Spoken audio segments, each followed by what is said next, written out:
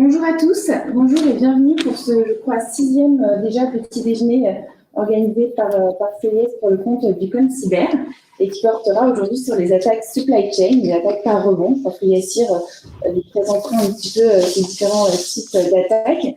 Alors c'est vrai qu'on a beaucoup parlé en 2020 des attaques, des ransomware, des phishing qui ont un peu détruit la tenue pendant la période de télétravail et de confinement, jusqu'à ce qu'au mois de décembre 2020, le cas SolarWind vienne nous rappeler que les attaques sur la supply chain, sur la chaîne d'approvisionnement, restaient parmi les attaques les plus sérieuses auxquelles devaient faire face les organisations aujourd'hui, que ce soit des organisations du secteur privé, mais aussi des organisations comme les agents gouvernementaux, comme notamment le Cône Cyber. Et avant de rentrer vraiment dans la discussion d'aujourd'hui, je voudrais laisser le général Tisser, commandant de la cyberdéfense, pour nous parler un petit peu des enjeux que représente ce type d'attaque pour les armées aujourd'hui. Monsieur, bonjour. Merci en effet de lancer comme ça ces débats ce matin. Merci à vous aussi, à CES, d'être notre partenaire justement pour organiser cet événement. Pour nous, c'est quelque chose d'important. Et c'est vrai que quand on a la cyberdéfense, essaye de participer sur la nature de la menace, qu'est-ce qui peut nous menacer nous. Alors évidemment, dans le périmètre du ministère des Armées, mais plus largement, finalement, les uns et les autres, les entreprises, les administrations, qu'est-ce qui peut nous toucher. Et cette question, en effet, de la supply chain, en fait, est-ce que c'est maillon faible finalement aujourd'hui? On a vu, en effet, vous l'évoquiez, un certain nombre d'attaques qui sont assez fortes, eh bien, pose question, en fait. Hein. Donc, est-ce que c'est une tendance qui est durable? Quel est l'impact, en fait, sur les entreprises? Et on le voit bien aujourd'hui, vous en avez évoqué certains, il y a un nombre d'affaires quand même assez important sur la supply chain. On voit bien qu'il y a aussi une variété de modes d'action, en fait, autour de la supply chain, en fait, de cette attaque. Et d'une certaine manière, ça renforce, en fait, ce climat d'insécurité, cette peur. Et finalement, on se dit, mais c'est la supply chain, on s'appuie dessus justement pour être performant, pour nos métiers. Donc, voilà, quel niveau de confiance on a, comment est-ce qu'on peut faire et comment est-ce qu'on peut maîtriser ce risque, puisque finalement, on s'appuie sur la supply chain pour nous aider à faire nos métiers, et finalement, plutôt que de nous aider involontairement, on peut se retrouver avec des fragilités. Alors, après, est-ce que cette attaque, en fait, ces attaques, elles sont récentes? Est-ce que c'est un phénomène récent? Et en fait, j'aurais tendance à dire c'est plutôt un phénomène qui s'accentue. En fait, on voit bien, et c'est vrai qu'il y a une année 2017 qui a assez marqué cela. Et c'est vrai que dans notre communauté, hein, si je vous parle d'Eternal Blue, NotPetya, en fait, le logiciel de compatibilité ukrainienne, tout le monde a en tête, en effet, ces attaques, hein, et en particulier des entreprises comme Saint-Gobain qui avaient beaucoup communiqué hein, sur les plus de 200 millions en fait, d'impact, mais aussi d'autres entreprises qui ont été touchées, là aussi pareil, avec des sommes de plusieurs centaines de millions d'impact. On sait que c'est vraiment quelque chose d'important. De même aussi, je l'évoquais, là, donc là c'était un logiciel qui permet de soutenir certaines activités, mais aussi donc on se rapproche plus finalement de logiciels associés à la cybersécurité. Et là, c'est l'exemple pareil en 2017 aussi de CC Cleaner, là justement qui a servi un petit peu de média pour provoquer ce type d'attaque.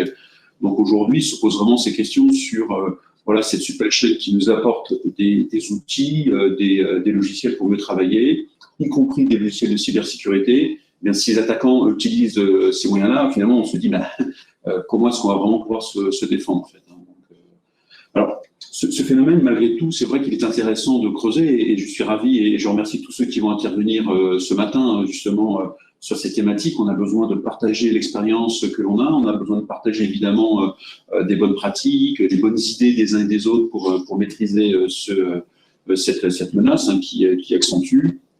Et je pense que voilà, il faut imaginer ça en fait comme une vision très système, globalement, avec dans ce système un certain nombre de composants, et donc un certain nombre de composants qui peuvent être encore plus qu'auparavant des sources de vulnérabilité. Donc certains pensent au mécanisme peut-être de zéro trust, des choses comme ça peut être une solution, mais je crois qu'aujourd'hui, dans ce domaine de la cybersécurité, ce qui est important, c'est d'avoir une vision globale. Il ne faut pas se limiter à son périmètre. En fait, il ne faut pas se bunkériser chez soi, puisque de toute façon, on le sait bien, on est tous connectés. En fait, même si ces connexions peuvent être par des diodes, en fait, ou avec des mécanismes, même par USB, des stations blanches et autre chose, il n'empêche qu'on est tous connectés. Et donc, je pense qu'il faut appréhender cela globalement et avoir justement ces relations entre les uns et les autres, et donc peut-être encore plus qu'auparavant, échanger justement sur la nature de la menace et avoir à l'esprit que l'on peut finalement être ce maillon faible. C'est jamais plaisant de se dire, tiens, finalement, je suis le maillon faible, mais voilà, il faut le savoir, et c'est cette responsabilité collective que l'on doit avoir vis-à-vis des autres. Et donc, il faut faire ce travail un petit peu d'introspection, en se disant, voilà, en quoi je peux, moi, être source de vulnérabilité pour les uns et pour les autres. Ce qui est compliqué dans cette affaire, c'est que je parlais d'une vision un peu système, une vision un peu globale. Et en fait, dès qu'on aborde cette question de la supply chain, en fait, on voit qu'on a aussi toute une succession de sous-traitants. Et donc déjà, il est parfois difficile d'avoir une vision sur l'ensemble des acteurs. Et c'est vrai que les attaquants, quelle que soit leur motivation, que ce soit des motivations de cybercriminalité, donc j'allais dire avec une envie d'avoir de manière très immédiate en fait un retour financier, mais justement de par les sommes engagées, une capacité à acquérir un certain nombre de moyens par le darknet pour pouvoir agir dessus, mais aussi, et évidemment là je suis dans mon rôle de commandant de cyberdéfense, en fait une attaque potentiellement du niveau étatique qui utiliserait justement ces modes d'action.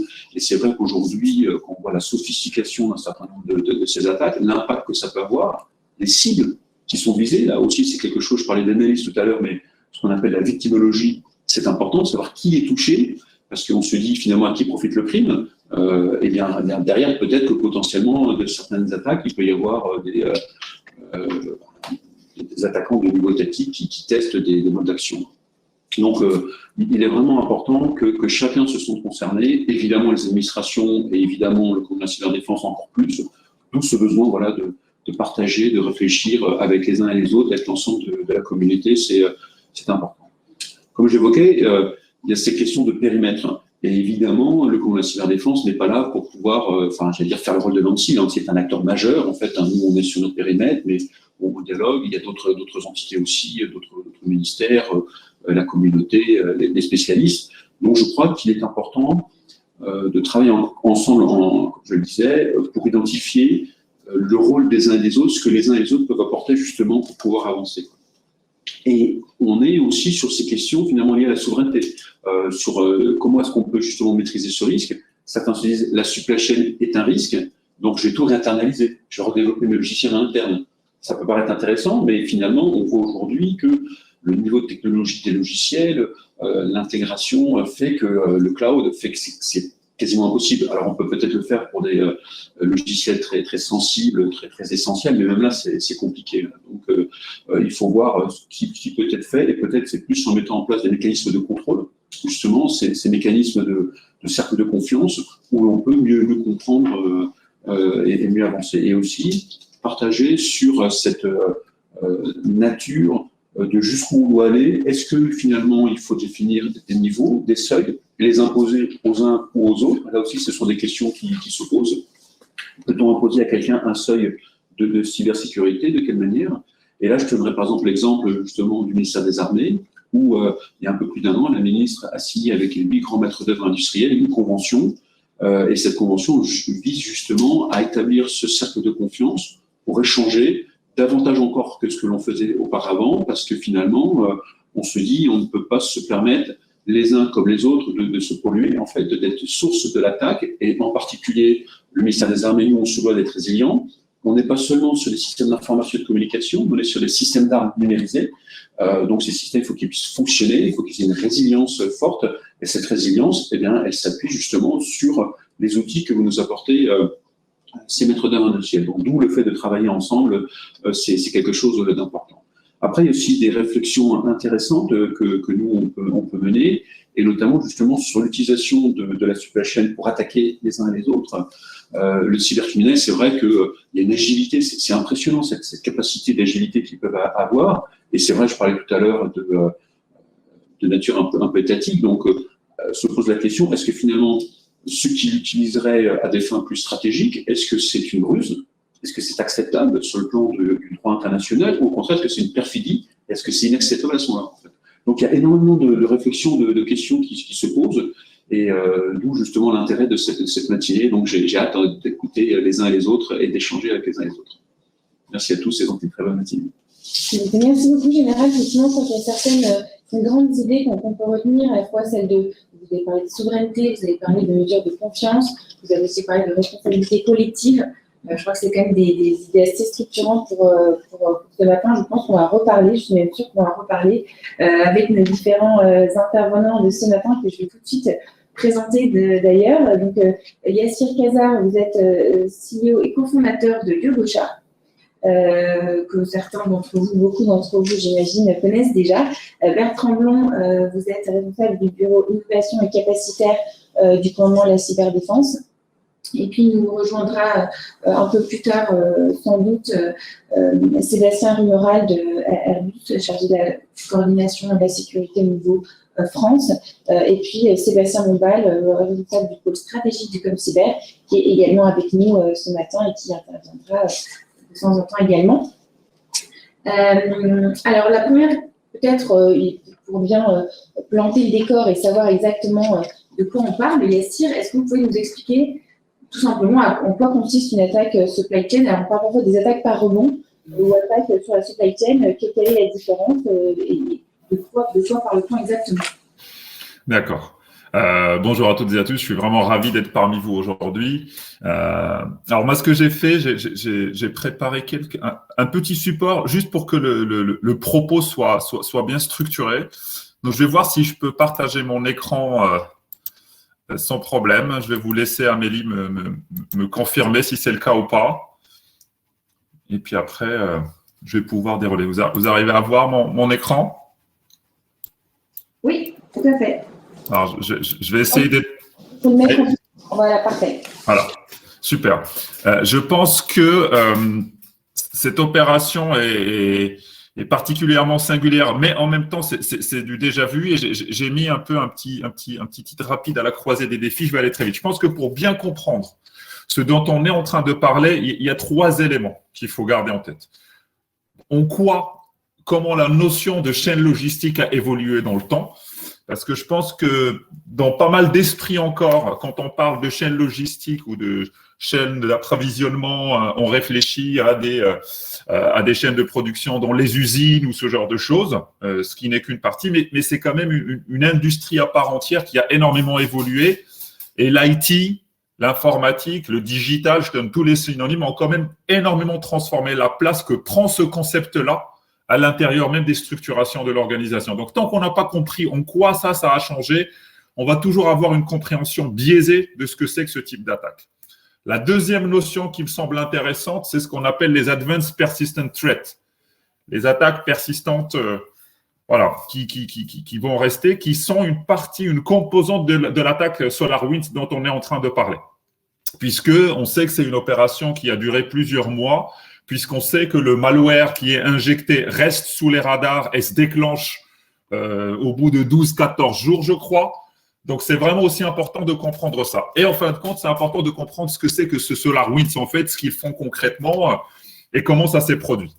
Donc, si on veut aller un peu dans cette notion de chaîne logistique, classiquement, c'était quelque chose d'assez séquentiel. Je ne vais pas vous refaire des cours sur ça, où on avait les fournisseurs, les producteurs, le distributeur, le retailer, le e-commerçant. C'était une chaîne qui était plutôt réactive, dans le sens où il n'y avait pas, comme ça a été dit, une interconnexion des outils centraux qui permettaient de gérer la production de l'information, de l'outillage, des services, de tout ce qu'on veut de manière proactive.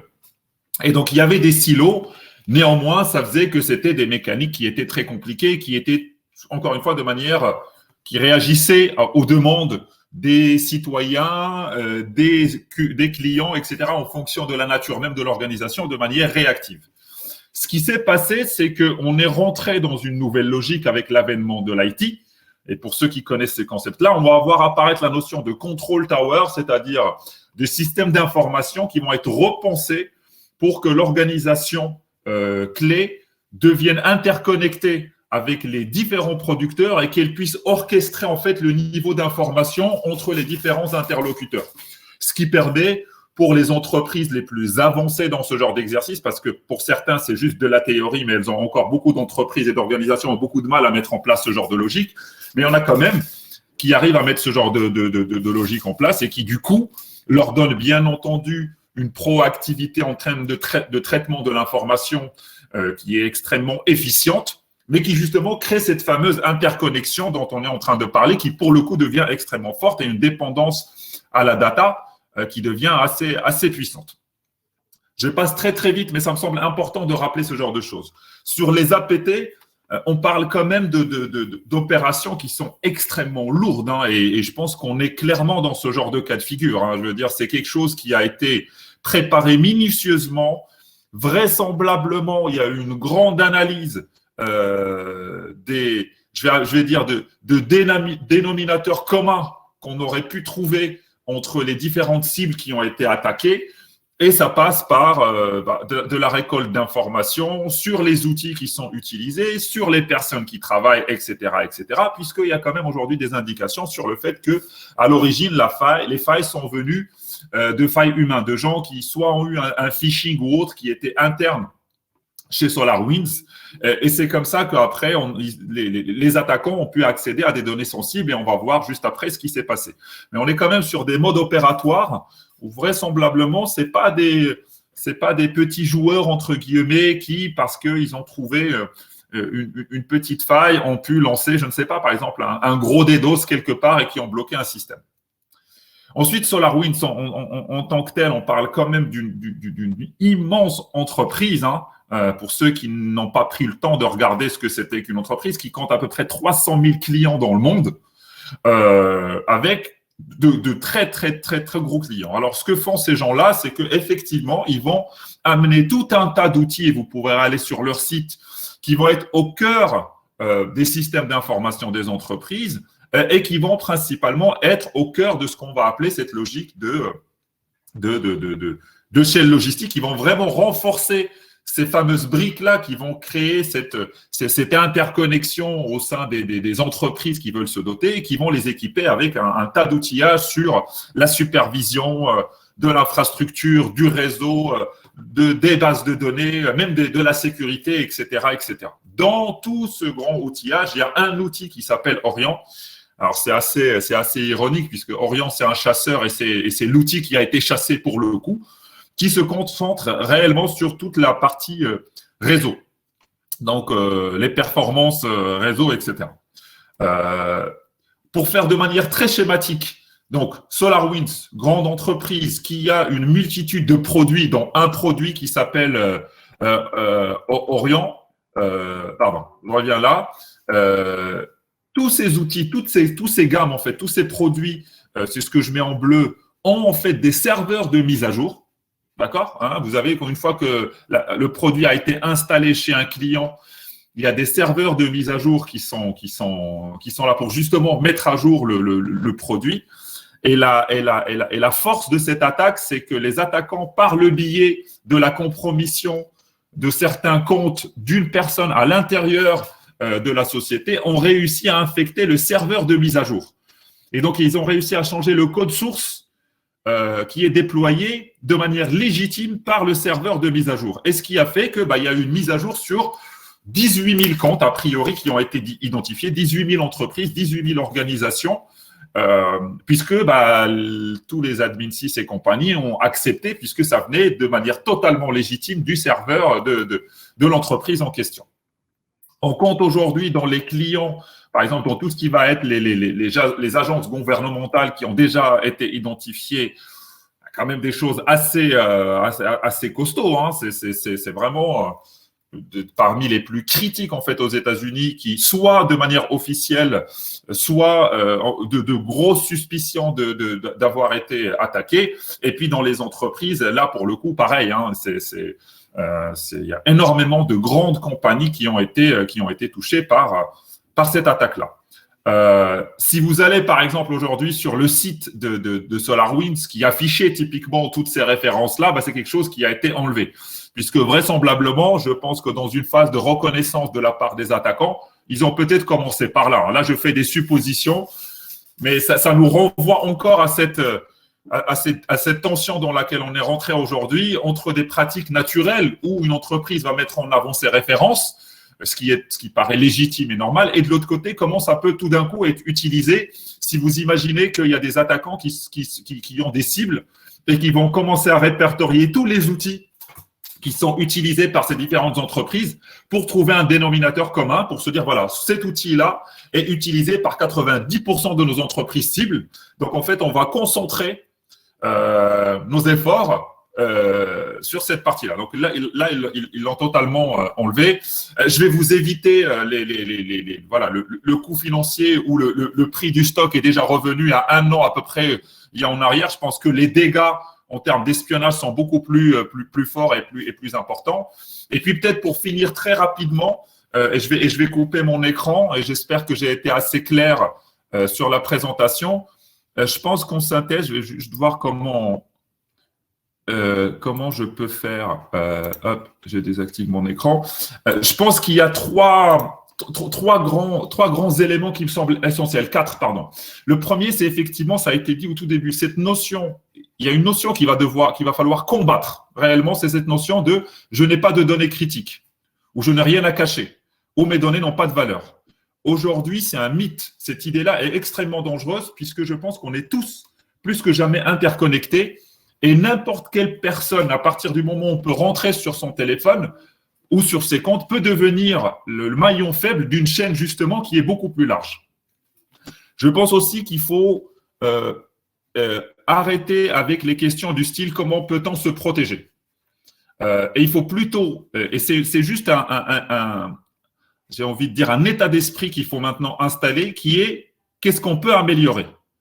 Le comment peut-on se protéger, c'est vraiment une question à laquelle on peut se dire de facto, il n'y a pas grand-chose à faire en fait. Hein. Je veux dire, si quelqu'un veut vous attaquer, vous attaquez. Par contre, il faut insuffler dans les esprits le fait que c'est un processus d'amélioration, qu'il n'y a pas de télécommande magique et qu'il faut arrêter avec ce genre de questions. Donc, qu'est-ce qu'on fait jusqu'à aujourd'hui? Si on faisait rien, eh ben, c'est un point de départ et on va commencer à changer. Si on faisait déjà des choses, qu'est-ce qu'on peut continuer de changer?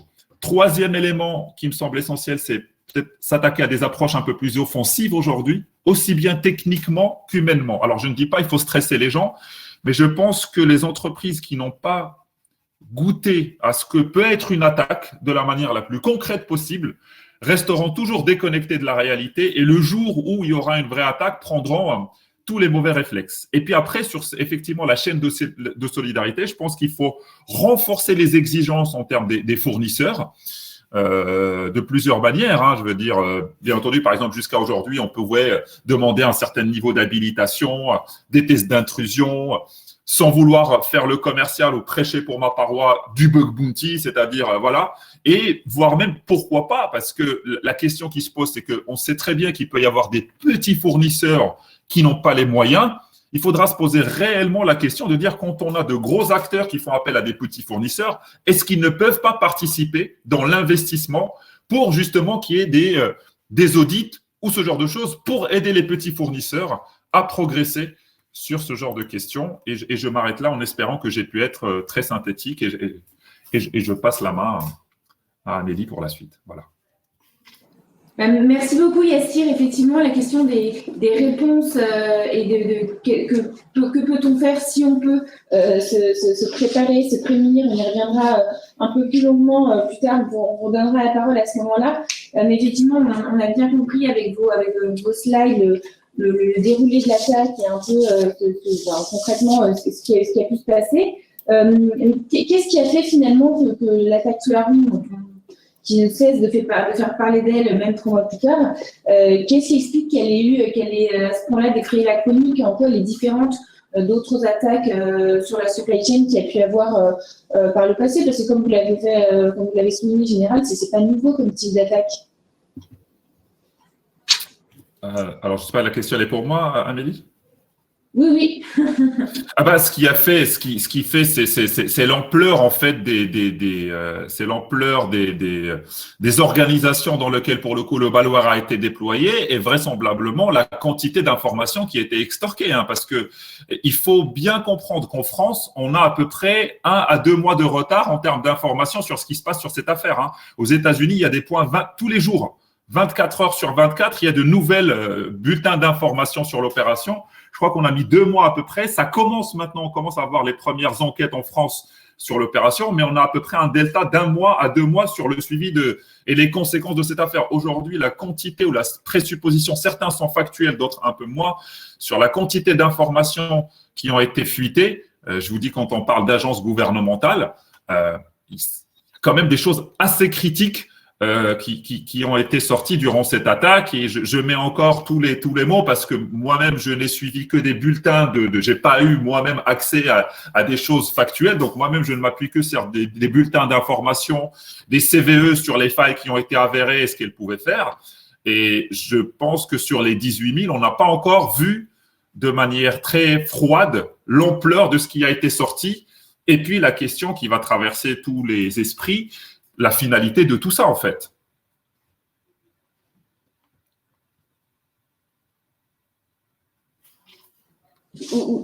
Oui, tout à fait. Je pense que c'est quelque chose aussi sur lequel on viendra peut-être un peu à la fin sur la conclusion qu'on peut, enfin, le pourquoi de tout ça. Peut-être, Bertrand, vous pourrez peut-être, je rappelle, Bertrand, vous êtes responsable du bureau capacitaire et innovation du ComCyber.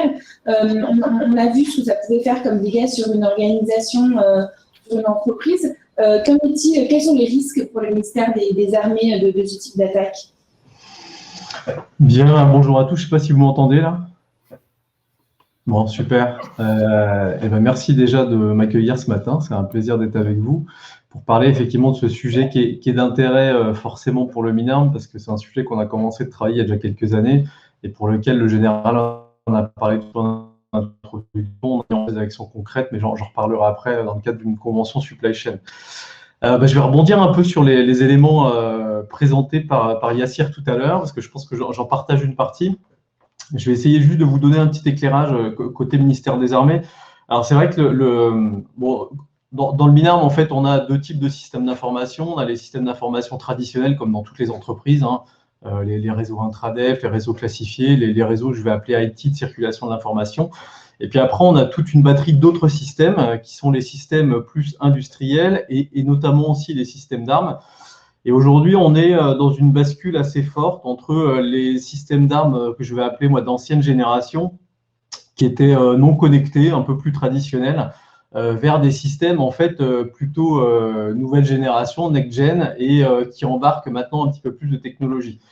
Alors, toute la difficulté qu'on a, c'est de passer de l'un à l'autre et prenant quand même en compte le fait que ce n'est pas parce qu'un système d'armes ou un système industriel n'est pas connecté qui n'est pas vulnérable, et notamment par rapport à tout ce qu'on vient de dire juste avant, c'est que la supply chain, avant la livraison dans le cadre de nos opérations, est quand même un vecteur d'attaque assez fort. Et je pense que l'exemple de SolarWinds pourrait être applicable à n'importe quel système, même déconnecté, de la même manière. Si on arrive à compromettre en fait le circuit de livraison, le sous-traitant ou le fournisseur du MINARM, on arrive à compromettre le système d'armes qui est livré avec les impacts qu'il y a derrière. L'impact pour nous, il est surtout maintenant, d'autant plus avec les nouveaux systèmes. Donc, on l'a dit un peu en introduction, mais c'est vrai que le périmètre de l'attaquant, il s'étend. Alors, il s'étend sur les systèmes IT, mais il s'étend aussi sur ces fameux systèmes d'armes et systèmes industriels, puisqu'ils sont de plus en plus connectés. Je pense que vous avez dû voir dans la presse l'arrivée de nouvelles capacités de combat de nouvelle génération. Il y a un nouveau porte-avions qui est en cours de définition. Les chars de combat du futur, le système de combat aérien du futur. Donc, tous ces nouveaux systèmes, en fait, embarquent de la technologie, embarquent de l'hyperconnectivité et tout l'écosystème, en fait, autour du système d'armes qui va avec et qui étend pour nous, en fait, un niveau de risque supplémentaire. Alors, moi, je vais donner ma vision, en fait, en termes de risque, justement, de l'extension de ce périmètre, en fait, numérique autour des systèmes d'armes, autour de 3 éléments. Je ferai un petit focus en fait sur la partie spécifique des industriels de défense, parce que c'était un peu la thématique pour le MINARM. Alors, premier sujet, en fait, le risque il est accentué parce qu'on a maintenant, en fait, dans tous ces nouveaux systèmes qui arrivent, une dépendance assez forte dans les outils numériques. Alors, Yassir en a parlé un peu tout à l'heure dans sa présentation, mais tous les industriels de défense, quels qu'ils soient, ils ont des ERP, ils ont des outils de compta, ils ont des outils hyper spécifiques Je pense notamment aux outils de gestion de cycle de vie des produits. Aujourd'hui, alors je ne vais pas donner les noms, mais il n'y a pas 36 fournisseurs sur le marché. Il y a 2 gros acteurs aujourd'hui qui fournissent en fait les industriels de cette thématique-là. Et ça, en fait, c'est un risque particulier parce qu'on peut très bien se dire que demain, un attaquant, plutôt que d'aller cibler un gros fournisseur de l'industrie d'armement française, il va essayer de cibler le fournisseur de son ERP, le fournisseur en fait, de son de PLV. Et ça, pour nous, en fait, c'est un risque fort dans le sens où s'il arrive à le pénétrer de la même manière qu'on l'a vu sur le SolarWinds, on peut dire que son périmètre d'action sur le périmètre de la défense, il est quasiment de 95%. Donc ça pour moi, c'est un premier risque, d'autant plus que ces outils en fait deviennent de plus en plus hyper personnalisés, hyper dédiés par secteur d'activité, et du coup, en fait, l'entonnoir des fournisseurs se restreint.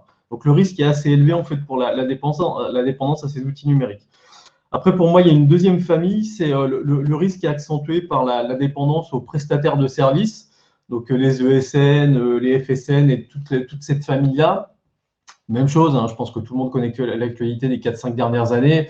On a des grosses ESN en fait, qui interviennent chez les industriels de défense, et c'est aussi aujourd'hui un maillon fort en fait, de cette chaîne d'attaque qui accentue le risque probablement d'infection ou d'impact en fait, sur un système d'armes. Alors là-dessus, sur les fournisseurs de services, en fait, il y a 2 aspects. Produire du service, de la prestation d'administration, de MCO, etc., qui font peser un risque en fait, sur les systèmes d'information et les systèmes d'information qui interviennent dans le cadre d'une production d'un système d'armes. Et puis, il y a aussi malheureusement des capacités aujourd'hui, encore une fois, si on reprend l'entonnoir, qui se retrouvent que chez certains acteurs. Et on prend par exemple le cloud. C'est vrai que le cloud amène 2-3 gros acteurs sur le marché, 2-3 grosses capacités autour de la puissance de calcul, de l'IA, etc., qui donnent des possibilités aux industriels pour développer leurs activités, mais qui pour nous en fait sont un risque supplémentaire d'infection en fait de cette chaîne de sous-traitance. Et ça, c'est en plus, quand je fais la parenthèse maintenant, mais c'est aussi accentué avec une législation qui est un peu permissive, et je veux dire ça comme ça, sur certains acteurs. Et quand vous avez des industriels français en fait qui sont clients, on peut avoir une petite perte en fait de repères pour nous de ce côté-là.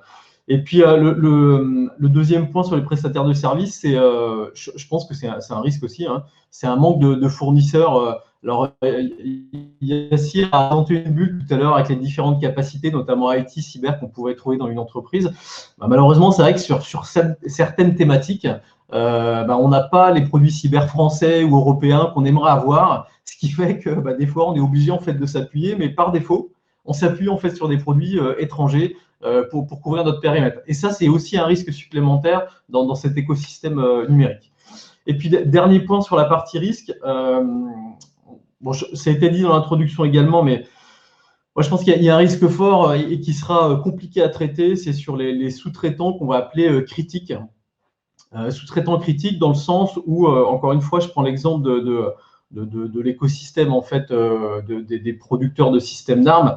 Faut être très clair, il y a certains fabricants de composants, alors français ou même européens, ils sont seuls en fait sur leur niche d'activité. Et donc, quand vous devez concevoir un lanceur de missiles, un système de décollage pour une fusée, un bateau, un avion, etc., il y a des composants, vous ne pouvez pas les acheter ailleurs, vous êtes obligé de les acheter à un endroit. Et donc, je rejoins un peu ce qui a été dit tout à l'heure, c'est que ce risque étant important, il faut essayer aussi de partager le niveau de risque et d'accompagner en fait ces sous-traitants, même dans certains cas, s'ils sont petits, les accompagner en fait pour leur montée en maturité cyber. Donc ça, c'est le troisième niveau de risque pour moi. Et puis, dernier point sur ces sous-traitants critiques, il faut être aussi conscient que dans certains cas, la perméabilité entre les systèmes d'armes, les composants des systèmes d'armes et les systèmes qu'on va trouver dans le domaine civil, je pense à l'avionique, au naval, etc., il y a certains composants qui sont communs. C'est-à-dire que vous trouvez des composants sur des bateaux de particuliers qu'on peut retrouver aussi sur des bateaux utilisés dans le cadre de systèmes d'armes. Et ça, c'est un risque supplémentaire. C'est une composante numérique aussi du système qui fait que l'outil, en fait, qui peut avoir ses failles et ses difficultés de maintien en conditions de sécurité dans le domaine du particulier, on le retrouve en fait de la même manière sur le domaine du système d'armes. Donc ça, ces 3 composantes, pour moi, sont des éléments clés en fait de l'évolution du risque avec l'évolution de la typologie des systèmes d'armes tels qu'on voit dans les armées. Alors, à ça s'ajoute un élément dont on n'a pas parlé, mais je parlerai un petit peu tout à l'heure de la Convention et des travaux qu'on a fait en interne Minarmes France, là, mais il y a certains États qui ont bien pris conscience de ça, et je pense aux Américains avec SolarWinds, là. Et tout ça, en fait, s'imbrique avec des normes et des certifications qui sont en train de se monter par chacun. Je pense que tout le monde a entendu parler du CMMC américain, hein, le modèle de certification de maturité cyber, qui est imposé en fait aux fournisseurs du DoD US en termes de système d'armes, où on va leur imposer un certain nombre de critères pour pouvoir en fait répondre au marché américain. Et dans ces critères, bah voilà, il y a des choses qui posent quand même question, notamment sur le partage d'informations qu'on va pouvoir faire au niveau des incidents. Voilà. Et je pense que pour le coup, on a probablement un rôle, alors France probablement, mais aussi européen, à essayer de trouver en fait des convergences ou des correspondances entre ces systèmes de certification que certains pays vont imposer et puis nos propres systèmes internes pour limiter en fait un effet de bord potentiel sur la réponse sur ces marchés étrangers. Alors, pour répondre à la question d'Amélie, bon, ça c'était la partie risque. Après, quelques enjeux en fait sur les incidents cyber en fait au sein des armées. En fait, l'incident cyber pour nous, il a 3 enjeux particuliers. Le premier, qui est le premier top du top, c'est la continuation de l'opération. C'est-à-dire qu'à un moment, on a un incident cyber, voilà. Il faut qu'on ait la capacité de se dire, est-ce que je continue mon opération militaire, est-ce que je continue mon ordre d'opération, ou est-ce que j'arrête l'opération? Ça, c'est l'enjeu clé aujourd'hui de savoir est-ce que je continue d'actionner en fait mon plan d'action ou est-ce que j'arrête mon plan d'action. Donc, je rejoins ce qu'a dit Yassir. Pour moi, il n'y a pas de solution miracle hein, pour la cyber. Ça n'existe pas, sinon je pense que tout le monde l'aurait acheté ou l'aurait mis en place. Moi, je prenais l'exemple dont j'ai parlé à Amélie hier dans la préparatoire, mais pour moi, en fait, je pense qu'il faut assimiler ça au modèle en fait de la sécurisation sur le modèle de l'emmental. Vous savez, un emmental, c'est le fromage. Il a des trous à l'intérieur. Et ben en fait, on va essayer de le couper en tranches cet emmental, et chacune des tranches va être une des composantes de sécurité à traiter. Et combinées entre elles, ces tranches, ben, en fait, à la fin, il y a moins de trous possible. Et donc, ce schéma de l'emmental, en fait, c'est vraiment l'orientation qu'on prend, c'est de se dire, il n'y a pas la grosse solution miracle, c'est un facteur en fait complémentaire. On va multiplier les facteurs pour limiter, d'une part, l'intrusion de l'attaquant et surtout limiter son action si jamais il arrive en fait à rentrer dans les systèmes. Et donc, pour revenir à ma question d'opération, c'est bien ça. C'est j'ai une attaque, bon, ok, dans tous les cas, on sait qu'une attaque, à un moment, il y en aura une, il faut pas se leurrer. Hein. Avant une solution, il n'y aura pas d'attaque, je pense que c'est utopique. Donc, il y aura une attaque, on va essayer de limiter son effet et essayer de définir en fait des critères qui vont nous permettre de prendre une option, de dire j'ai un incident, est-ce que je continue l'opération ou est-ce que j'arrête l'opération? Et la mission du ComCyber, c'est aussi ça, c'est de dire voilà, l'attaque est en cours, voilà l'état de situation et est-ce qu'on continue, est-ce qu'on continue pas? Donc, vraiment avoir une analyse des impacts opérationnels derrière. Ça, c'est le premier point. Après, il y a un deuxième risque, bien évidemment, c'est le vol d'informations. On l'a un peu évoqué. On a des gros sujets dans la défense sur la compromission, ça c'est évident, le vol d'informations. Mais après, on a aussi de l'information qui a une durée de vie en fait qui est très très courte. Donc l'enjeu, c'est de se dire, sur la durée de vie qui est courte, par exemple, sur un ordre d'opération, eh bien, il faut s'assurer qu'entre le point A et le point B, l'information n'aura pas été dénaturée. Donc on a bien le sujet de la compromission, puis le sujet en fait de la dénaturation de l'information sur un cycle court. Ça, c'est le deuxième enjeu. Et puis le troisième qui est, alors, je veux dire, qui est l'extrême, hein. Je parlais des systèmes d'armes dans mon introduction. C'est le risque qui peut aller sur le détournement d'un système d'armes jusqu'au risque létal. Hein. Clairement, vous avez un attaquant qui prend un système d'armes en contrôle. Bon, voilà, le risque, il est quand même évalué. Et c'est d'aller jusqu'au détournement du système d'armes, détourner en fait la fonction primaire du système d'armes à vocation de risque jusqu'au niveau létal. Donc ça, c'est le troisième gros sujet d'importance. Alors, pour ma conclusion, moi, sur ce premier point, c'est que j'ai imagé un peu avec cette technique de l'emmental, mais vous verrez que c'est une technique pour ceux qui la connaissaient pas, il y a plein de sujets là-dessus. La composante des différentes tranches avec les trous, ce qui veut dire que dans tous les cas, le risque de cette supply chain, c'est un risque qui doit être partagé. C'est-à-dire qu'il ne s'agit pas, et ce n'est pas l'orientation qu'on a pris au sein du Minarmes, mais il ne s'agit pas d'aller essayer de mettre des contrats à 300 pages et des closiers avec des hyper contraintes dans les marchés. On sait que ça ne marche pas parce que certains sous-traitants peuvent le traiter, d'autres n'ont pas les moyens de le faire. Et puis derrière, faut être clair, il y a aussi un enjeu de coût économique en fait derrière. Hein. Et certains industriels aujourd'hui sont positionnés sur des marchés à l'étranger, ils sont face à des marchés compétitifs. Donc, on n'est pas convaincu que simplement de mettre des clauses dans les contrats, ça suffira à traiter le problème. Donc, l'idée, c'est de se dire, on est sur quelque chose qui doit être partagé. Et donc, à un moment, on doit avoir une montée de maturité collective, autant de l'utilisateur du système que de son concepteur, que des sous-traitants qui produisent des pièces pour concevoir. Et c'est un peu le sens, en fait, dans lequel on a mis en place la convention, en se disant, c'est toute une chaîne de confiance. Et donc, on va essayer collectivement de positionner la cyber plutôt comme une performance, plus en fait comme une contrainte technique et financière dans les systèmes. Voilà pour moi. Merci Bertrand, c'est vrai que tout l'enjeu je rebondis sur ce que vous venez juste de dire, mais l'enjeu de faire de la cybersécurité un atout plus qu'un coût, c'est quelque chose qui est assez commun sur plein d'enjeux de cybersécurité, mais d'autant plus dans celui-ci, où comme vous l'avez dit, et pour faire écho aussi au propos du général, la réponse ne peut être que collective.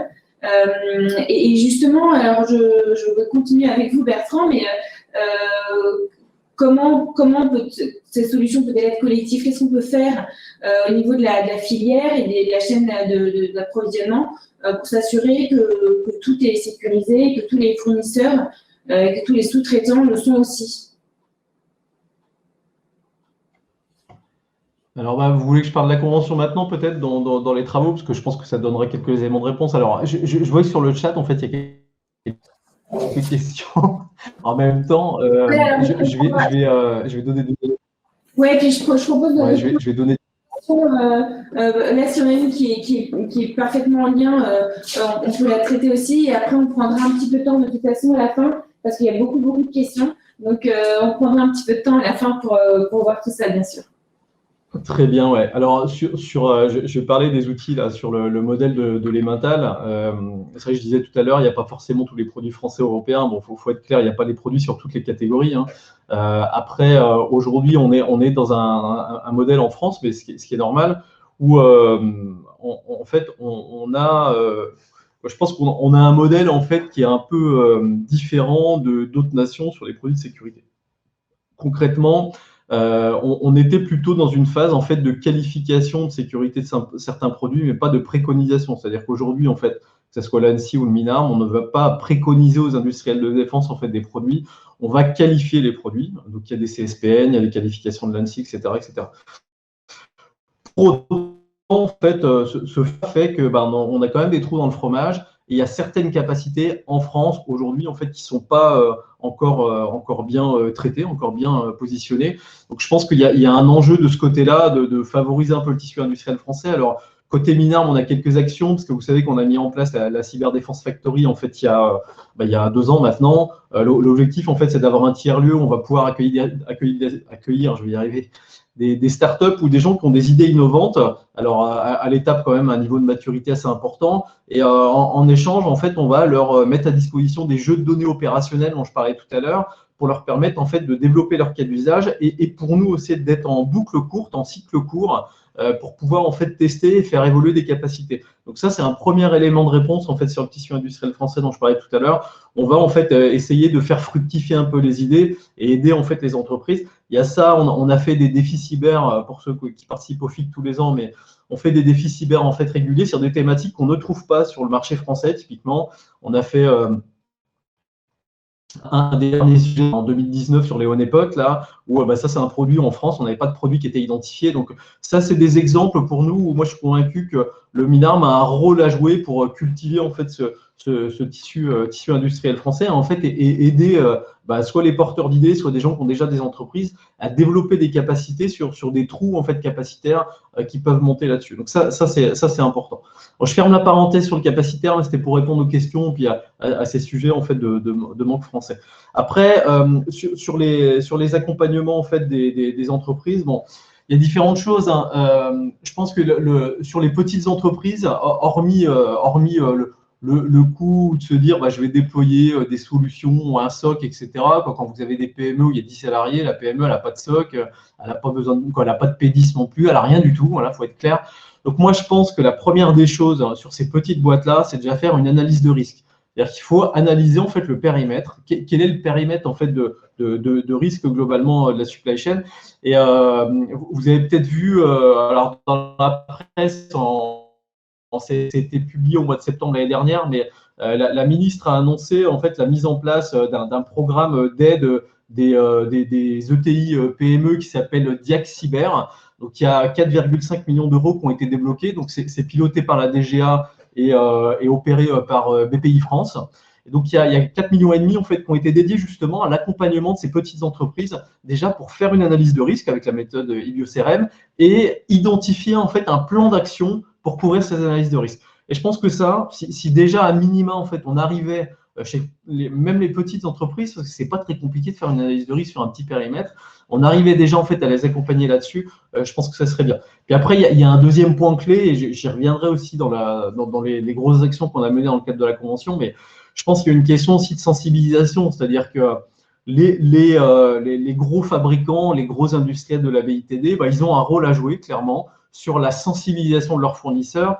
Et donc, ça passe aussi par la sensibilisation de leurs propres acheteurs. C'est-à-dire que quand vous avez un système, par exemple, qui achète des centaines de milliers de composants, des petites entreprises pour construire en fait sa capacité, et je pense que dans ces pratiques d'achat, il doit en fait sensibiliser ses acheteurs et pour que ces acheteurs puissent, eux, vis-à-vis en fait de leurs sous-traitants, les accompagner, leur expliquer en fait le risque et évaluer un niveau de maturité en fait sur cette question cyber pour pouvoir en fait enclencher des accompagnements de sensibilisation et d'explication en fait de risque cyber. Moi, je pense que rien que ces deux petites actions-là, c'est basique et en même temps c'est compliqué quand on a des centaines de milliers de fournisseurs. Mais l'analyse de risque et puis la sensibilisation, c'est déjà une bonne chose. Merci beaucoup Bertrand. Yassir, je vous voyais acquiescer régulièrement. Est-ce que vous pouvez peut-être compléter ou je ne sais pas, réagir? Vous avez peut-être des choses à rajouter?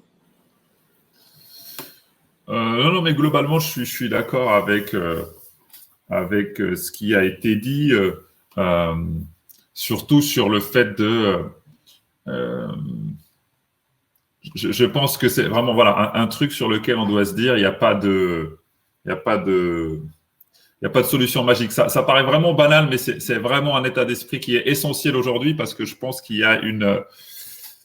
ne faut pas négliger l'impact psychologique de tout ce qu'on est en train de vivre. Dans la tête des responsables, dans la tête des citoyens, dans la tête de plein de monde. Et donc, je pense qu'il va falloir, un terme galvaudé que je déteste utiliser parce qu'il veut tout et rien dire, mais donner des éléments pour pouvoir développer de la résilience, en tout cas une capacité à mieux traverser cette période-là.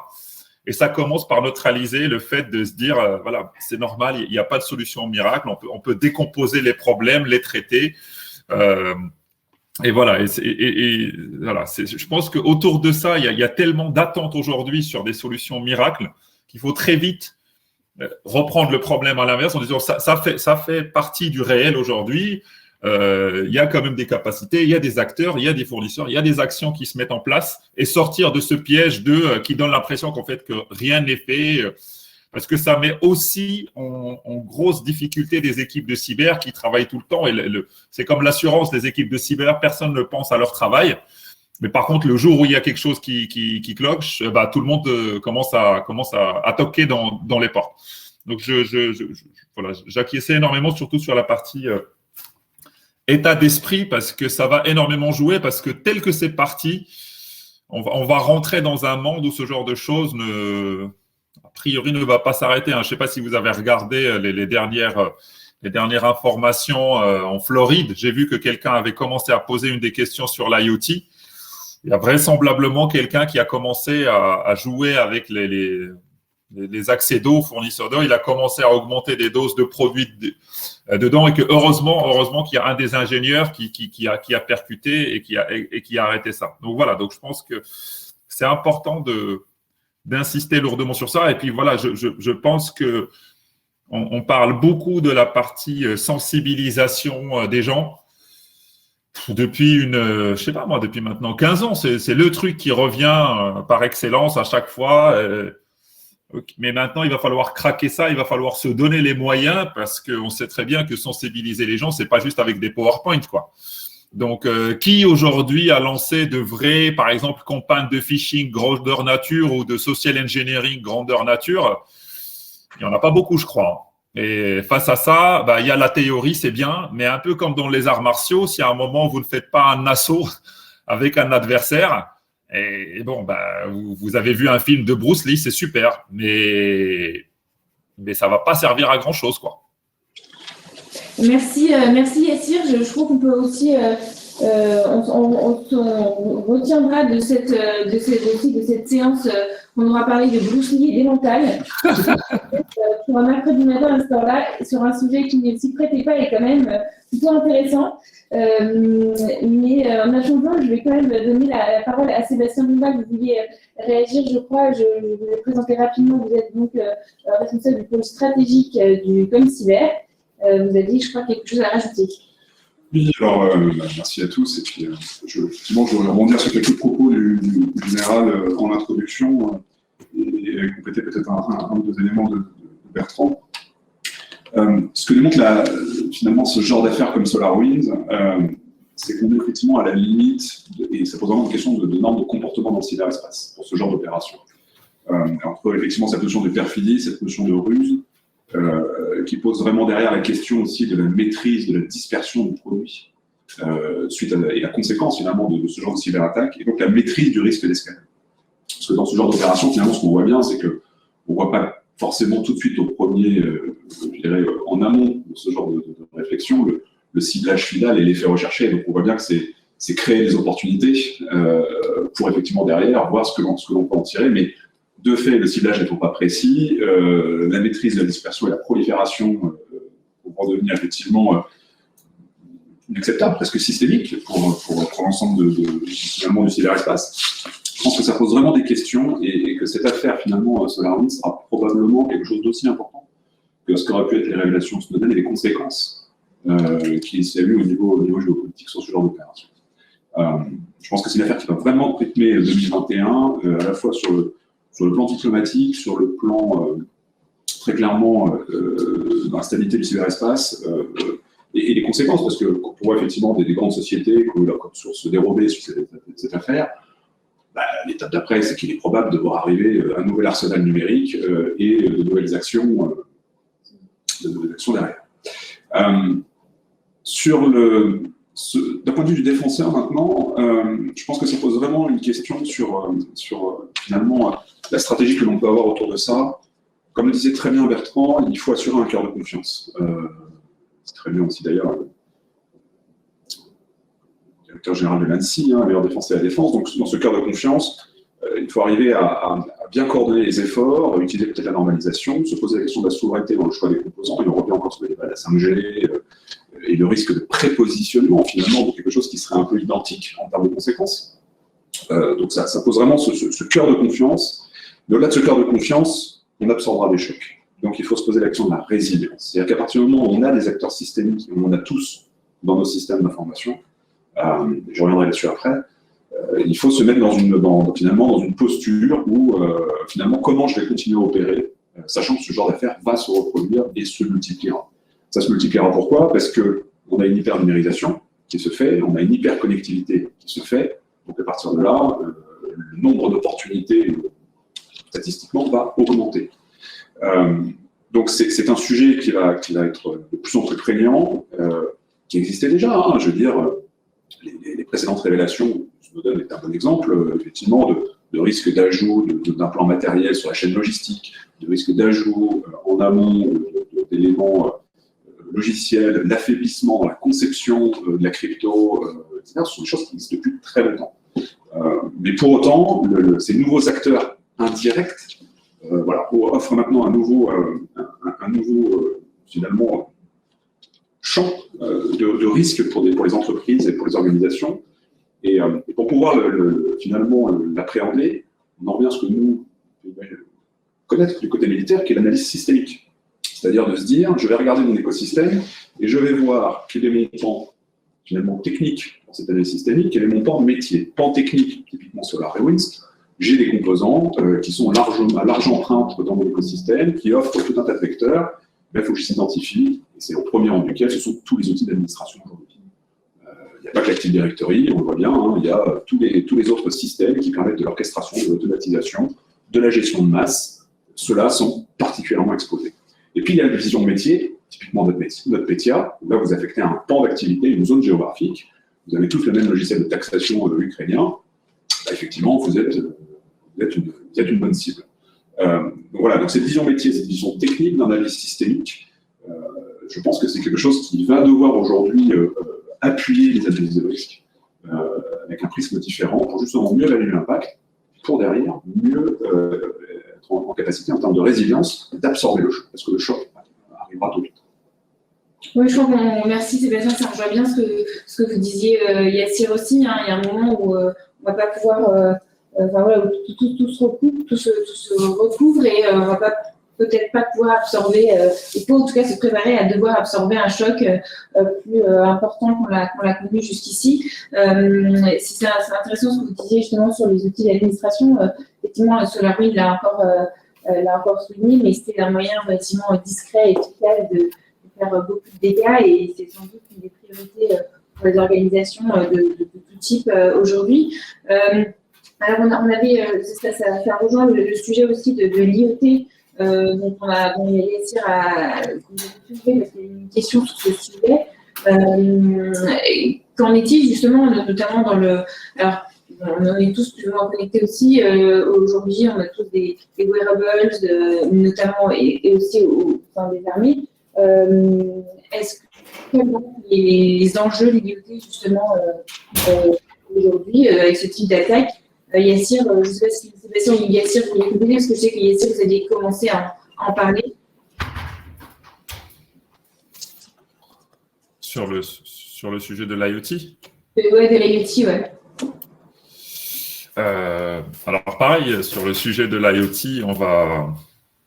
c'est un vaste sujet, mais qui s'inscrit dans ce qu'on est en train de dire.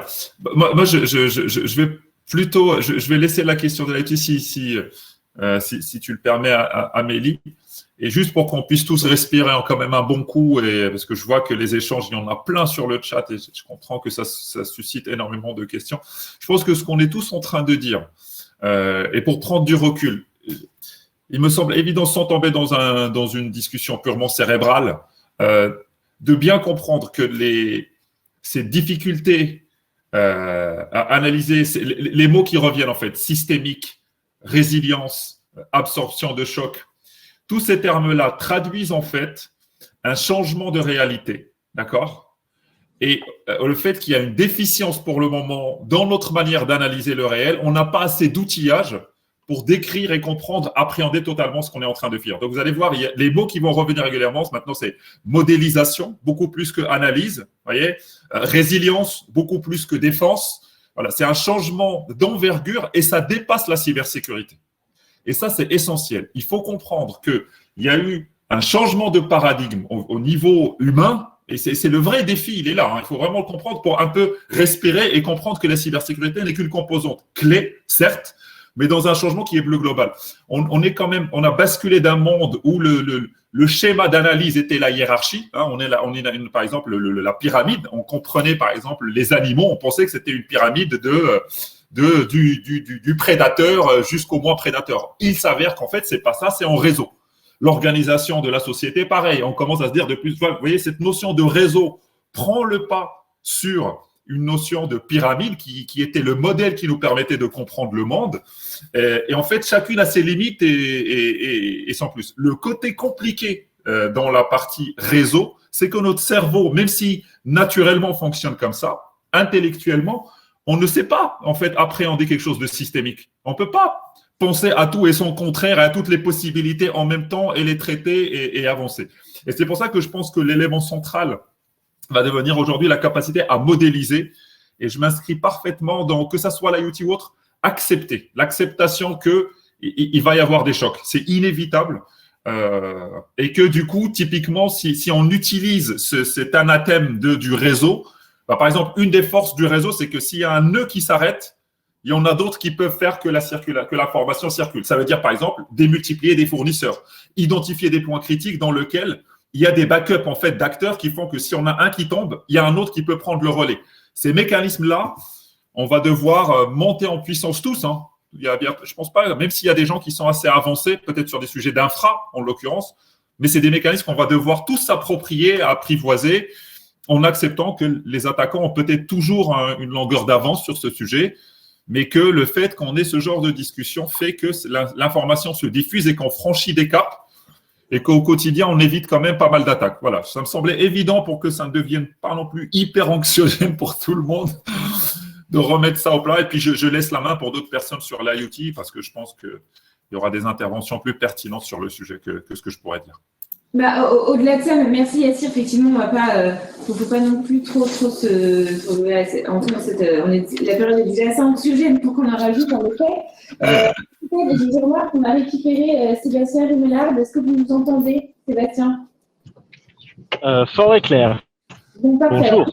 On ne vous voit pas, mais en revanche, on vous entend.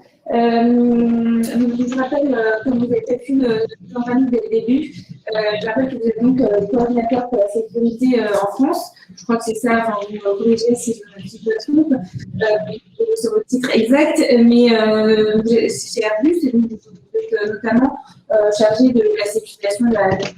On a déjà beaucoup parlé avec Bertrand Blond de la convention et des accords entre le ministère des Armées et la chaîne de sous-traitance à la BITB. Mais pour revenir à Yassir, justement, sur les différentes façons, la nouvelle façon qu'on va devoir mettre en œuvre pour appréhender et gérer ces types de risques et d'attaques. Comment est-ce que vous faites ça déjà chez Airbus? Alors, j'ai entendu, de ce que j'ai entendu beaucoup de choses qui résonnent énormément chez nous. Je dirais le premier item, on parlait de résilience et de comportement. Est-ce que vous m'entendez bien? Oui. Oui. Donc, le premier item, c'est la résilience. Et je dirais, un des outils de résilience qu'on peut avoir chez nous, c'est notre capacité à être plastique dans un univers qui est complètement, qui est vraiment complètement brownien. Airbus, c'est un univers brownien. Donc, nos points d'appui, c'est notamment, notre cercle, parce que pour faire face à une situation inconnue. Ah, on ne saura jamais comment faire face à une situation inconnue. Sébastien, est-ce que vous nous entendez? On est en plein résilience là, vous voyez hein. Exactement, on y est là. En temps réel. On va voir quand il revient. Mais oui, évidemment, on se doute bien que oui, excellent teasing. La suite d'un prochain épisode, mais avant, j'espère quand même.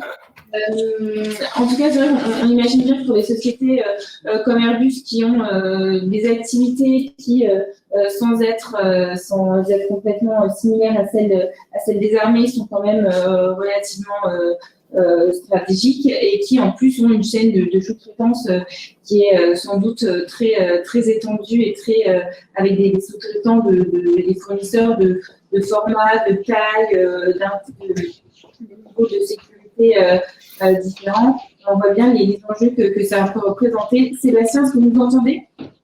Je vous entends. Je ne suis pas sûr que ça durera, mais je vous entends très bien. Donc, je disais oui, il faut être résilient. Et l'une des bases de la résilience, c'est bien sûr de pouvoir s'adapter. Et ce qu'on a utilisé, ce que SolarWinds, par exemple, met en lumière chez nous, c'est qu'il faut être capable de faire face rapidement. Et l'une des façons de faire face pour nous, c'est au travers de notre CERT, parce que il faut être capable de, premièrement, comprendre ce qui arrive très vite, définir l'exposition d'Airbus à une menace donnée, inédite, disséminer l'information qu'on a pu collecter à gauche, à droite et auprès des autorités ou de nos partenaires, et puis de continuer à avoir un dialogue en confiance avec nos partenaires de la sphère gouvernementale, mais également nos partenaires industriels au sein de groupes d'échange qui peuvent s'avérer absolument clés pour faire face. Donc ça, c'est sur la partie plastique. Et puis on a bien sûr un besoin de mettre en place des process et des méthodes.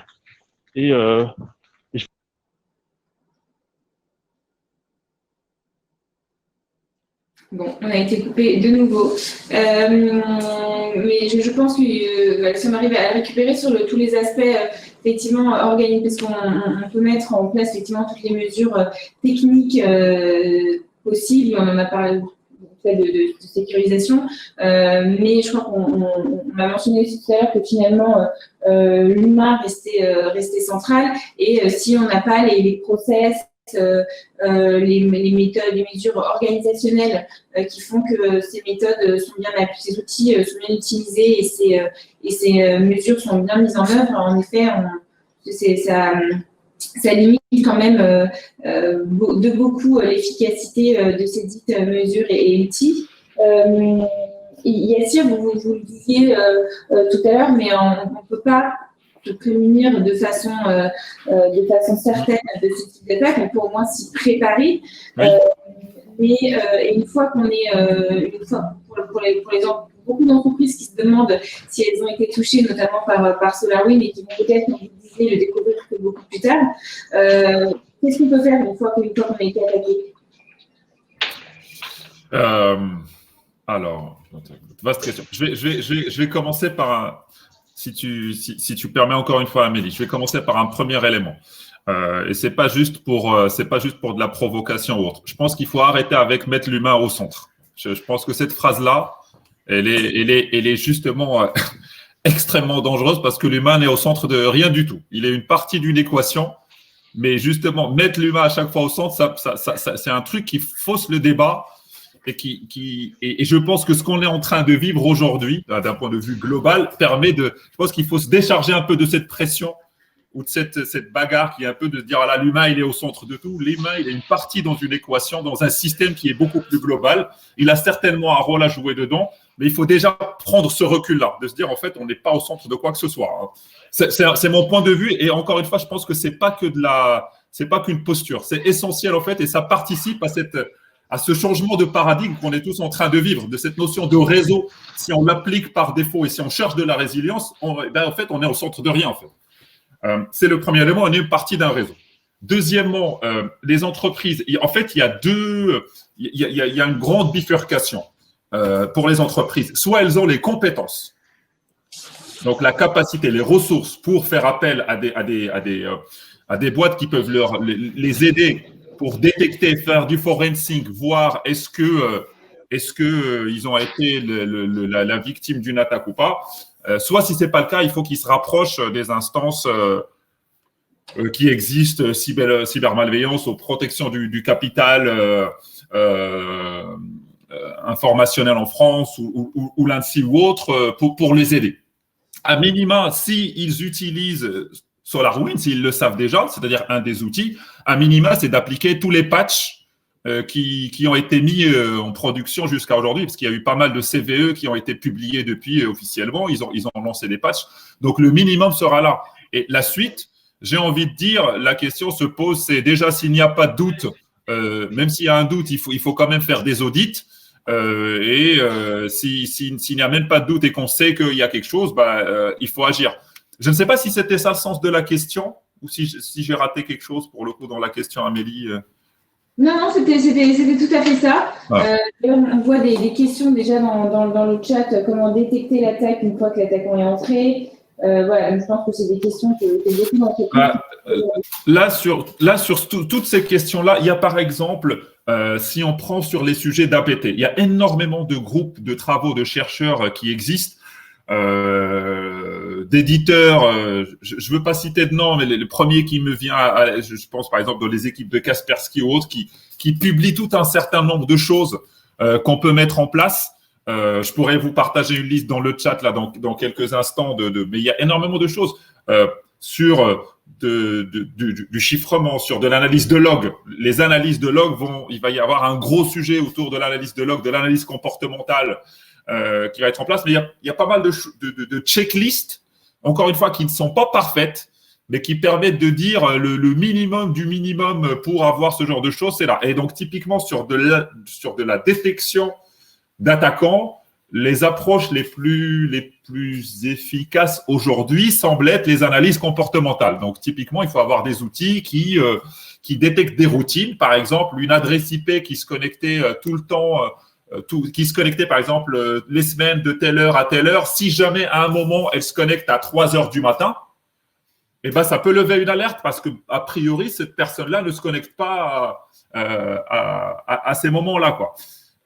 Donc voilà, donc il y a tout un tas d'outils autour de ça qui permettent voilà, de enrichir sa capacité à détecter, à analyser ce qui se passe dans les logs, dans les traces en fait qui sont laissées par les différents outils pour être sur de la data comportementale. Après, il y a tout ce qu'on dit depuis tout à l'heure, à minima, le chiffrement et les backups restent quand même des piliers centraux parce qu'à minima, si vraiment attaque il y a, être capable de récupérer ces données reste le minimum du minimum parce que quand vous avez perdu les données, que vous ne pouvez même plus les récupérer, qu'ils ont été totalement détruits. Alors là, pour le coup, je suis parti dans un raisonnement sur un ransomware pour le coup, donc je suis peut-être un peu sorti du cadre. Ça reste un élément essentiel. Voilà, à chaud, je vais regarder là en attendant et partager peut-être des listes qui existent, mais ça existe vraiment. Hein. Le terrain n'est pas non plus vierge sur l'analyse comportementale. Voilà. Ouais. Moi, je vais rajouter un élément complémentaire par rapport à ce qu'a dit Yassir. Donc, moi, je partage totalement, mais je pense que, alors c'est peut-être un élément technique ce que je vais dire, mais en fait, l'enseignement clé pour moi de SolarWinds, alors il y a tout ce qu'on a dit autour de l'attaque de la chaîne de la sous-traitance, etc. Mais en fait, il y a un enseignement technique particulier, c'est l'hyper-personnalisation des attaques. Pour ceux qui ont étudié en fait la MOA qui était derrière, c'est qu'en fait, on a quand même quelque chose qui a personnalisé en fait chacune des attaques pour chaque cible. Alors ça veut dire quoi? Ça veut dire que tout ce qu'on a pu faire depuis 4-5 ans où on avait des IOC, on avait des IP, on avait des adresses mail, etc. Et une fois qu'un client était touché, on les diffusait à la communauté pour voir s'ils n'étaient pas touchés par la même chose. Et en fait, ce modèle-là, il est un peu mis à mal. Je pense que c'est un des gros enseignements qu'on a eu de SolarWinds, c'est de se dire on ne peut plus se contenter simplement de s'appuyer sur la threat intel un peu traditionnelle et vraiment de rentrer en fait sur cette analyse comportementale telle que Yassir l'a donné tout à l'heure. Moi, je pense que c'est le gros enseignement en fait de SolarWinds, c'est l'hyper-personnalisation des attaques, et ce qui va, à mon avis, s'accentuer, et ce qui veut dire que les attaquants se professionnalisent. Ça, c'est clair et net, techniquement, mais aussi en termes de méthode et d'organisation. On va avoir, en fait, une fois que la cible est identifiée, une attaque qui est dédiée pour cette cible-là, donc avec des IOC qui lui sont propres et qui ne sont pas réplicables chez les autres, quoi. Et ça, c'est un élément de difficulté supplémentaire qu'on n'avait peut-être pas encore il y a quelques années. Voilà. Alors, si vous me permettez de rebondir sur ce que vous venez de dire, je trouve que ce que vous dites est très, très vrai, avec un petit caveat, et on reviendra sur la résilience, qui est que moi, ce qui m'impressionne sur SolarWinds, c'est l'excellence de l'attaquant. Et une analyse comportementale, à mon avis, n'aurait pas permis de détecter l'attaque, puisqu'elle se fondait parfaitement dans les conventions de nommage, dans la façon, dans le trafic légitime. Donc, c'était en fait, c'était fait pour battre un adversaire qui faisait déjà ça. Donc, je dirais, pour moi, l'enseignement, c'est de se dire, est-ce qu'il faut avoir une partie de son infrastructure qui soit intouchable? C'est-à-dire de dire, est-ce qu'on doit mettre une partie de ses capacités, comme on le fait dans le domaine défense, hors de portée d'une attaque, et de s'assurer qu'elle est hors de portée d'une attaque. Parce que des groupes d'attaquants se professionnalisent, parce qu'il va y avoir une commoditisation de SolarWinds. C'est qu'aujourd'hui, comme on l'a vu souvent, Firewall et d'autres grands ont été victimes de ces méthodes-là, mais le coût de cette attaque va baisser et donc le nombre de victimes va exploser avec ce niveau de professionnalisme. Donc ça peut être préoccupant. Donc il faut être résilient face à ça. Et Je ne sais pas ce que vous en pensez. Et si vous voulez, parmi les tools… Pardon ? Ouais, je rajoute juste un petit élément, mais c'est vrai qu'en fait, ce que vous dites là, c'est une tendance qu'on voit assez naturellement. Et en fait, on voit des entreprises maintenant qui vont jusqu'à effectivement faire de la ségrégation de réseau, donc de la séparation de réseau en fait en vertical. Hein, pour certains, ils vont totalement aller déconnecter d'Internet en fait les réseaux qui sont à fort niveau de risque. Et ça, c'est toujours toujours l'histoire, c'est de se dire à quel endroit je mets mon curseur entre le risque sur mes opérations, ma productivité, et puis le risque cyber en fait qui est associé. Et c'est vrai que cette orientation, en se disant, je découpe mes réseaux, c'est une orientation forte qu'on voit là sur les 6-12 derniers mois, ouais, c'est clair. Et il y a éventuellement un élément méthodologique que je voulais partager avec vous parce que c'est intéressant sur notre façon de prendre en compte le risque sur la chaîne de fournisseurs. Et je pensais que c'était quelque chose avec lequel pouvaient partir nos auditeurs. Sur notre méthodologie d'analyse de risque, sur notre chaîne, on a 4 notions qu'on a mis en place et on note notre relation avec des fournisseurs selon ces 4 notions. Hein. Le premier, c'est la dépendance. On note de 1 à 4. Est-ce que ce fournisseur est vital pour moi ? Le deuxième, c'est l'interpénétration. Hein, de 1 à 4. Est-ce que ce fournisseur a accès à des données internes ? La cybermaturité. De 1 à 4. Quelles sont les capacités cyber du fournisseur ? Et dernier point, de 1 à 4, la confiance. Est-ce que ce fournisseur pourrait se retourner contre moi ? Et après, on fait un simple produit. C'est vrai que la question de la confiance, c'est quelque chose dont Général avait parlé dès le début de son introduction. En fait. Donc, en effet, on rejoint la boucle est bouclée, si on peut dire, sur ce sujet-là. Alors, il y a eu aussi quelques questions sur le chat et c'est un peu lié aussi sur… on se demandait s'il y avait ou pas des outils français souverains qui pouvaient répondre à ces questions. C'est un sujet qui a été très légèrement évoqué, mais ça fait un peu parler sur le chat, donc je me permets de remettre la question, de vous remettre la question pour que peut-être, je ne sais pas, Bertrand ou Yassir, si vous voulez réagir là-dessus.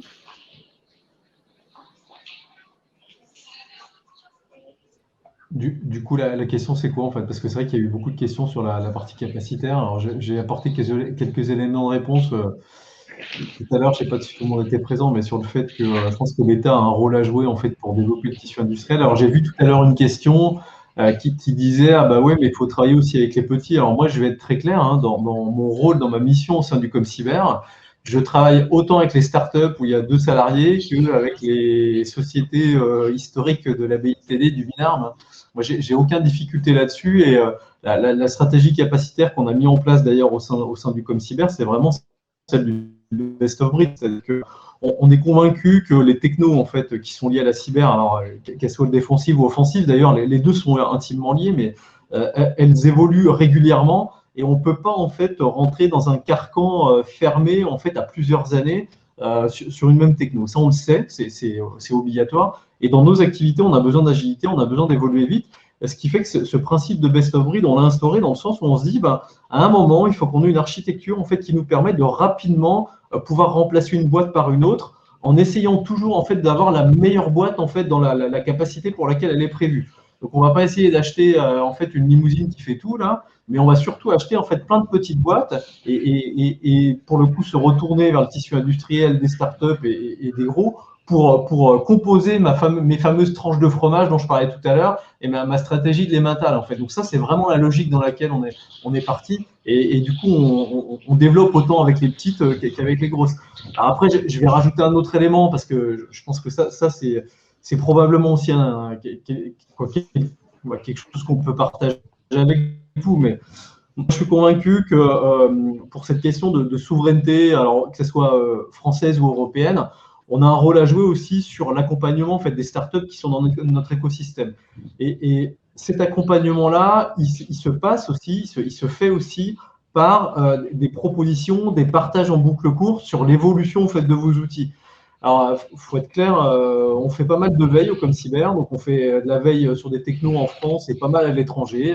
Je sais qu'il y a beaucoup de pays qui sont assez à la pointe en termes de cyber. Et l'idée, en fait, dans cette veille, c'est aussi d'alimenter le tissu industriel français pour aider, en fait, les petites boîtes françaises à se développer et avoir des produits, en fait, qui ont des vraies capacités et qui puissent potentiellement aussi s'exporter à l'extérieur, quoi. Donc, il y a vraiment cette boucle vertueuse. C'est un peu ce qu'on disait tout à l'heure. En fait, c'est aussi un maillon de confiance, en fait, à construire entre l'utilisateur, le fournisseur de la solution, dans un objectif, en fait, de monter en compétences et puis potentiellement d'export à l'extérieur. Donc, je pense que là-dessus, on a un rôle collectif. Ouais.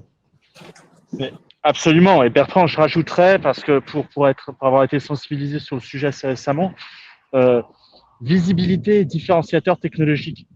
C'est-à-dire, j'ai souvent vu des petites boîtes françaises qui venaient nous voir, et quand je creusais, je me disais, bon, pourquoi ils ne sont pas visibles plus tôt, premièrement. Deuxièmement, pourquoi est-ce qu'elles n'ont pas d'autres différenciateurs technologiques que leur drapeau face à des concurrents déjà établis.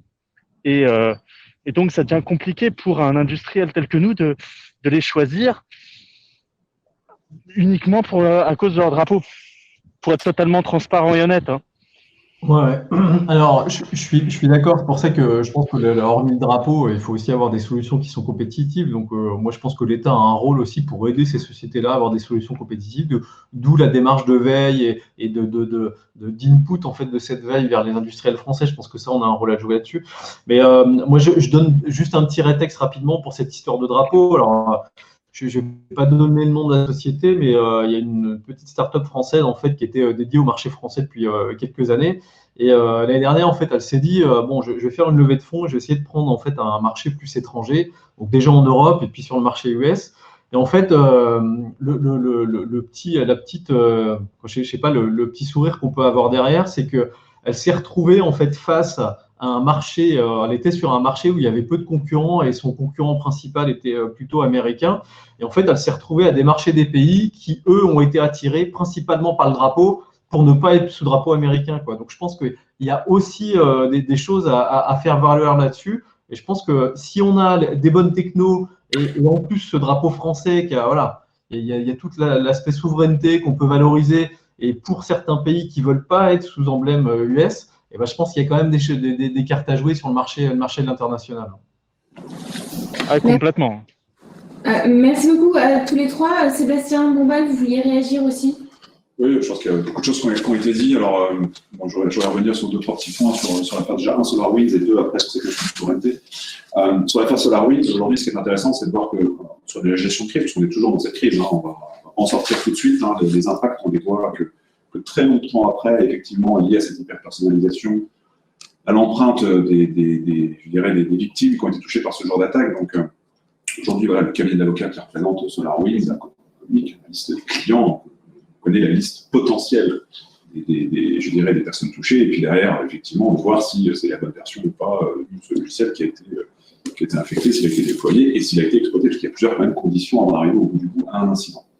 Voilà. Donc, il n'empêche que même si on connaît cette technologie, qu'il y a une structure de l'État qui travaille sur ces questions-là, et je pense qu'on n'a pas à rougir en France de la coordination justement qui existe sur ces questions-là, entre le ministère de l'Intérieur, le GDSNLC, et puis effectivement tous les ministères, y compris nos liens avec la BITD. Je pense que cette coordination aujourd'hui fait face effectivement à ce genre de situation pour l'identification des victimes, pour l'identification des impacts potentiels, et éventuellement d'opérations défensives qui seraient amenées à faire. Ce qui est intéressant derrière, encore une fois, c'est de voir que même si ce genre de produit n'est pas souverain, il y a des expressions françaises de souveraineté qui préservent un certain nombre de risques. C'est pas parce que vous achetez des produits beaucoup plus souverains que vous êtes, je dirais, complètement couvert face à ce type de risque. C'est l'exemple typique de la semaine dernière, Stormshield qui communiquait dans la presse la cyberattaque auquel ils ont fait face. On est sur un produit qui est souverain, qualifié, pour de l'environnement, typiquement pour des diffusions restreintes, et qui peut présenter des risques. Effectivement, une déclaration PDG, une partie du code qui a été pris. Donc, on voit bien qu'effectivement, avec ces déclarations-là, potentiellement demain, on va devoir faire face à une nouvelle vague de cyberattaque, des conséquences de celle-ci. Donc, voilà, tout ça, je dirais que c'est pas parce qu'on a effectivement des produits souverains qu'on doit non plus réduire l'équation problème de supply chain égale souveraineté. Non, c'est un des volets qui vise à renforcer effectivement face à cette problématique-là. Il y en a plein d'autres. L'exemple effectivement de la convention évoquée par Martin, une autre approche qui complète encore ce dispositif. Voilà, l'alpha et l'oméga est beaucoup plus large que ça, et je pense que c'est tout la palette du piano cyber qu'il faut utiliser, jusqu'à effectivement aussi peut-être un rôle de l'État dans ces questions. Je reviens sur cette notion de comportement, sur cette notion d'attribution, de questions qu'il y aura derrière. Je pense que ça va vraiment agiter pendant un certain temps le petit monde géopolitique cyber, et qu'on en est qu'au début de l'affaire. Je sais exactement ce que Yassir a dit et le général également en introduction. Je pense que la boucle est presque bouclée. D'ailleurs, il nous reste, je crois, 1 minute exactement avant la fin de cette session. Donc, est-ce que peut-être un dernier tour de nos 3 intervenants, 4 intervenants, si vous aviez un dernier mot avant que l'on puisse clore cette session? Bon, et bien dans ce cas-là, je propose de vous remercier tous les 4, décidément, d'avoir participé à cette session et d'avoir partagé vos réflexions, vos idées, sur tous ces enjeux sur les attaques supply chain. Voyons ce que donc, les prochains jours, les prochaines semaines apportent encore comme révélation en série sur SolarWinds et ses conséquences à rebond. Et donc voilà, merci à tous les 4. On se retrouve dans quelques mois pour la prochaine session sur un sujet qu'on confirmera d'ici là. Et en attendant, encore un grand merci à tous les 4 et bonne journée. Merci. Merci à vous.